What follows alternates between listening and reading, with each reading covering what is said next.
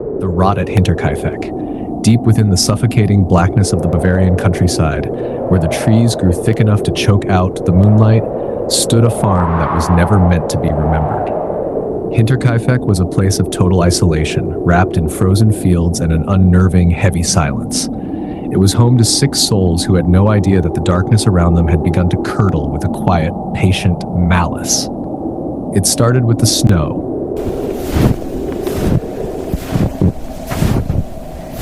Late in March of 1922, heavy boot prints cut through the pristine white crust, leading out from the dense tree line straight toward the farm.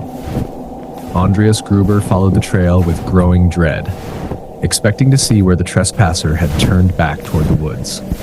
But there was no return trail. The footsteps simply stopped at the door of the homestead. Something had walked out of the forest, crossed the threshold, and never left. Then came the rustling above their heads. Heavy, irregular thuds echoed down through the ceiling from the dark attic, scraping across the timber while the family lay frozen in their beds. A foreign newspaper, one no soul on the farm had ever bought, appeared on the table like a cold warning. A brass key vanished from a lock. The air in the house grew thick, heavy with the phantom pressure of unseen eyes peering through the cracks in the wood. Someone was living inside the walls, breathing their air and waiting for the light to fade. On the night of March 31st, the dark entity finally moved. One by one, drawn by eerie noises into the freezing gloom of the barn, the family members walked into the shadows. The trap was absolute. A heavy, iron mattock, a brutal, axe-like farm tool, swung through the black air, cracking bone and tearing flesh with terrifying, rhythmic precision. Andreas, his wife Cecilia, their daughter Victoria, and little 7-year-old Cecilia were struck down where they stood and their bodies piling silently into the cold, bloody straw. The killer hunted down the newborn infant in his crib and the newly arrived maid in her room, extinguishing their lives in a matter of moments. When the bloody work was finished, the true nightmare began. The killer did not flee into the night. He moved in. For 4 horrifying days, the Phantom of Hinterkaifeck adopted the life of the family he had just slaughtered. As 6 corpses grew stiff and cold in the dark barn and bedrooms, smoke continued to curl lazily from the farmhouse chimney. The killer stoked the hearth, cooked meals in the kitchen, and sliced bread from the family's pantry. He walked past the dead to tend to the livestock, feeding the cattle so their hungry cries wouldn't draw suspicion from the road. At night, he climbed into the family's beds, wrapping himself in their blankets while blood slowly dried in the rooms around him. He lived with the dead, sharing their home, eating their food, and lingering in the stillness of 6 stolen lives. When neighbors finally gathered the courage to pull open the farm doors 4 days later, they found only cold bodies, unnaturally calm cattle, and a house hollowed out by madness. The murderer had vanished into the countryside without leaving a name, a face, or a single drop of his own blood. Even when the cursed farmhouse was demolished a year later, revealing the rusted, blood-stained mattock hidden inside the attic floorboards, the killer remained a ghost. To this day, the soil of Hinterkaifeck keeps its terrifying truth, that for 4 long nights in 1922, a monster breathed the air of the dead, slept in their home, and then slipped back into the shadows, completely untouched by justice. The Phantom of Setagaya.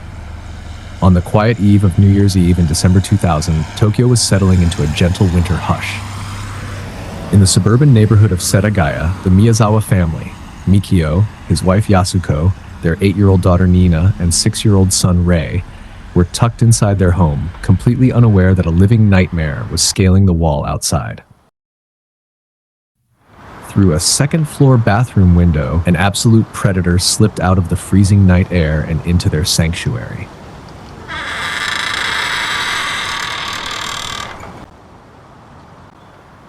What followed was a storm of sudden, sickening violence. Young Rei was strangled in his sleep before he could even cry out. Mikio rushed to defend his home, fighting desperately on the stairs before being stabbed to death. Yasuko and little Nina were cornered upstairs, slashed with a frantic, unyielding cruelty until the house fell completely silent. 4 lives extinguished in a matter of minutes. It didn't end here. True horror begins now. The killer didn't flee into the darkness. He didn't panic.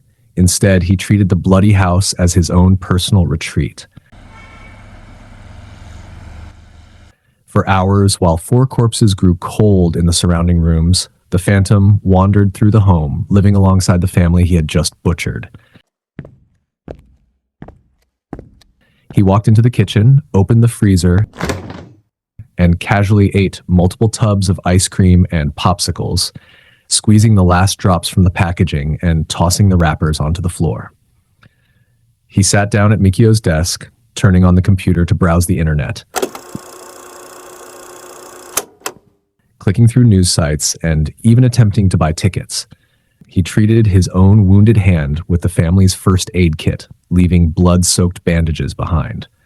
He used their bathroom without flushing, rummaged through Yasuko's drawers, and rested his body on the family's sofa as the cold morning light began to bleed through the window blinds. He acted not like a fleeing monster, but like a ghostly guest who had taken total, sickening ownership of their home. When he finally slipped out into the chilly Tokyo morning, he left behind a crime scene so heavily littered with evidence, it felt like a deliberate taunt. Investigators found his fingerprints smeared across almost every surface. They collected his discarded winter jacket, his sweater, his hip bag, and a vast trail of his blood and DNA. He had left behind his clothes, his gear, and his entire genetic blueprint, everything necessary to identify a man.